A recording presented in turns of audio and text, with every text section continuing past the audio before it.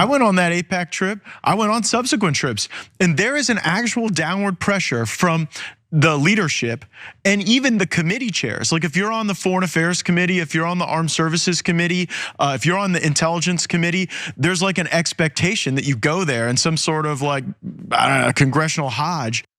Former Republican Congressman Matt Gaetz detailed a fascinating experience he had on an AIPAC-sponsored trip to Israel when he was still in elected office. And what he shared uncovered yet another example of Israeli occupation of the United States government. Take a look. I was at the King David Hotel and I rolled back to my room unexpectedly when the rest of the group was still on some planned activity. And there was some dude in my room. I'm like, hey man, what are you doing here? And he acted like he was associated with the hotel and taking an inventory, but had no clipboard. And so yeah, there's a lot of reasons why they want members of Congress over there. And it is ideologically to steep them in this notion that the protection of Israel is of great import to people in America, but it's really not that important to voters. And that is becoming more clear on the right and left. In fact, there are photos right now floating around the internet featuring dozens of Republican members of Congress. The House, I believe, is on recess right now. They took a trip to Israel immediately. Immediately. I mean, it's so embarrassing. But real quick, Cenk, he also posted this on X in regard to the comments he made in the video you just watched. He says, this absolutely happened. I explained these events to my family in case something went awry with me. I reported this to my committee leadership at the time and was told it was regular and I should never leave anything meaningful in my hotel room abroad as a member of Congress.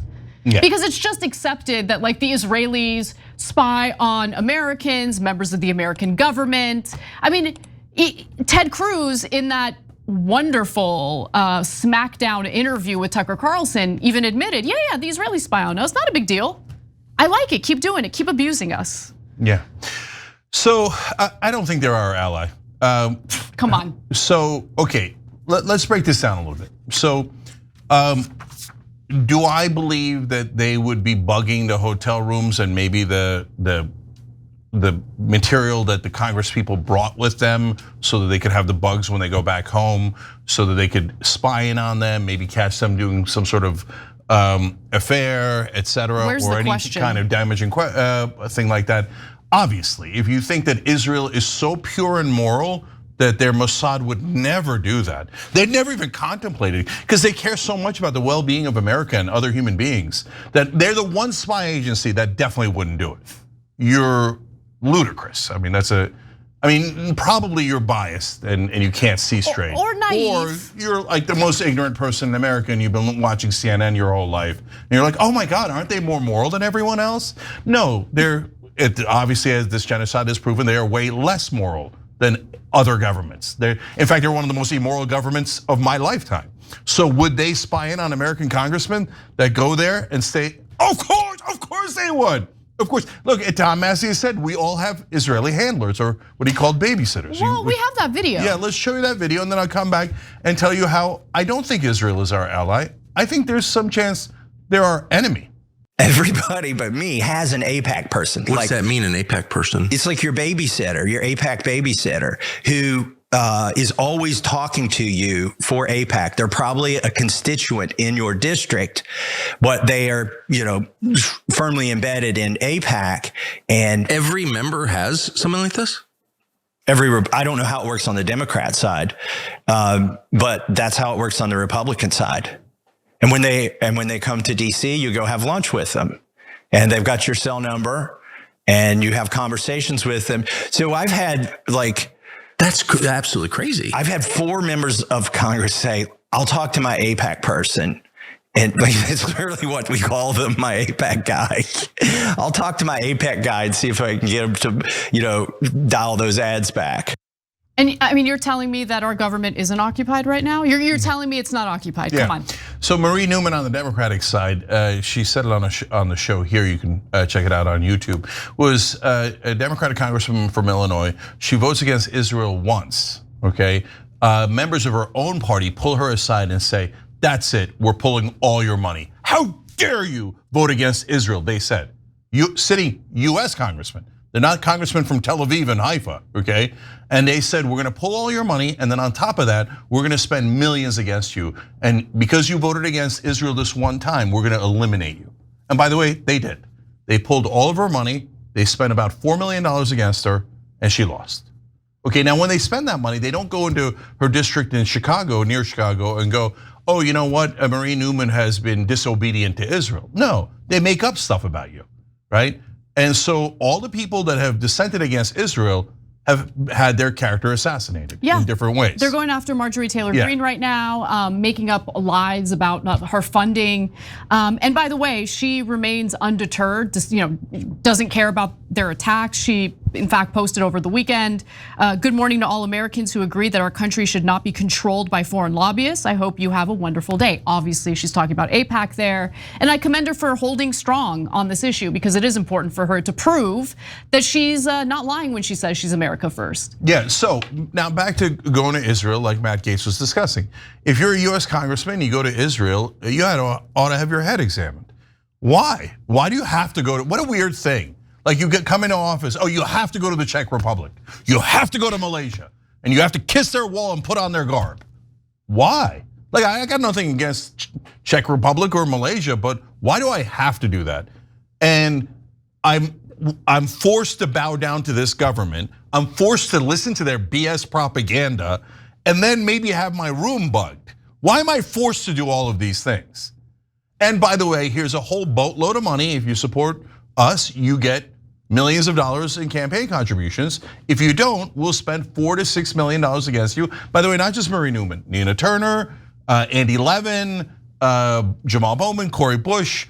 A half a dozen congresspeople have been eliminated for daring to criticize Israel. Andy Levin is from a Jewish family. Marie Newman's husband is Jewish, so this doesn't have anything to do with anti-Semitism, Jewish or not Jewish. It's just about Israel and Andy Levin, all Andy Levin said was two-state solution. That's the official American policy. And they're like, how dare you? Don't you know that that Israel is superior to the Palestinians? The Palestinians will never govern themselves. Andy Levin's a good person. He's like, I don't think so. I think they should have 2 independent states, and I love Israel, and I want to protect Israel. They're like, not good enough, and they eliminated him. So if you're saying that Israel is our ally, but they legally bribe almost all of our politicians, they use blackmail against them, and if anyone disagrees with that foreign government, whichever government it might happen to be, that they should be eliminated from American politics, that is not how an ally acts. That's how an enemy acts. And then the enemy, and this is an amazing trick, gets you to believe that they are your ally. Oh, we are your special ally. That is why you owe us $300 billion. I owe you? Why do we owe them?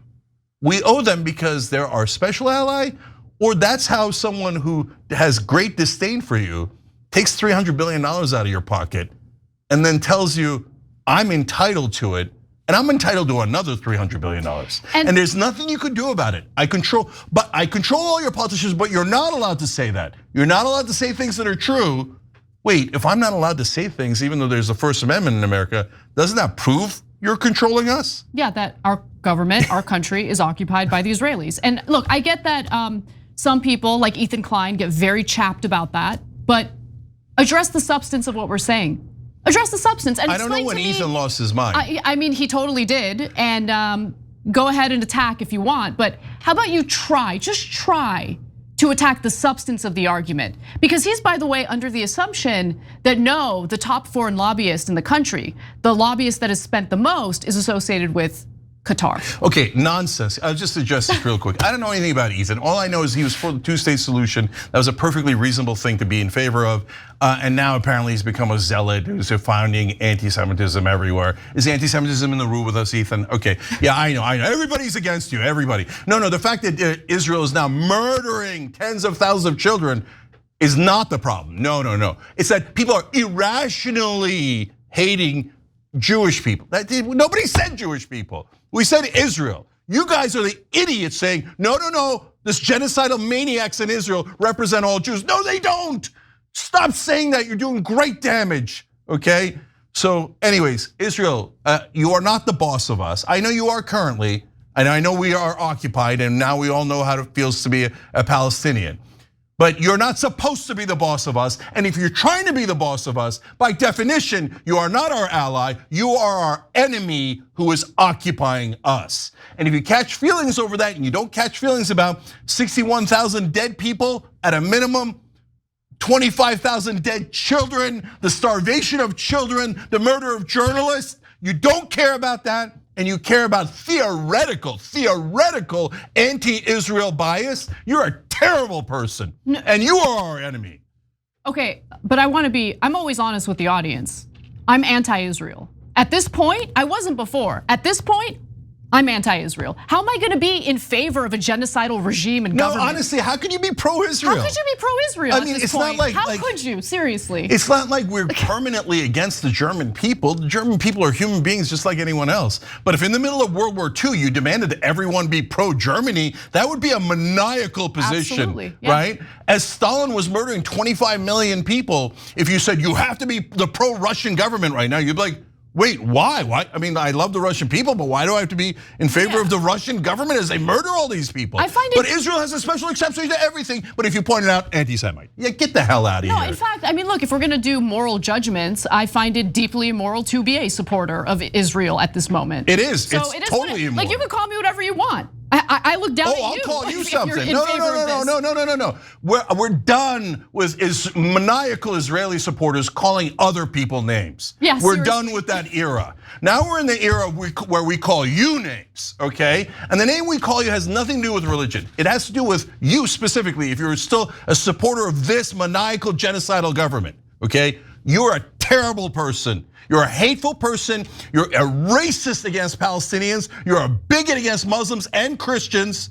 And you think you're superior to all of us and that we owe you all of our money. No, you're a terrible person and a bigot and a racist. And a supremacist. Okay, and a supremacist. Yeah, I'm not interested in white supremacy. I'm not interested in supremacy of any religion, race, or creed. We're Americans. Americans are supposed to be equal. We're supposed to fight for justice. And if some stupid Israeli supporter says, no, my people are superior to all of you, you must bow down. And if you don't, I'm gonna call all of you hateful. You are all anti-Semitic. Owe me more money. You owe me more money. Give me money. Give me 310 billion isn't enough. I haven't murdered enough Palestinians. I haven't occupied them enough. I'm sick of you occupying the Palestinians. You are not our ally. You are definitely our enemy. And if you ask me to love Israel in the middle of a genocide, my answer is hell no.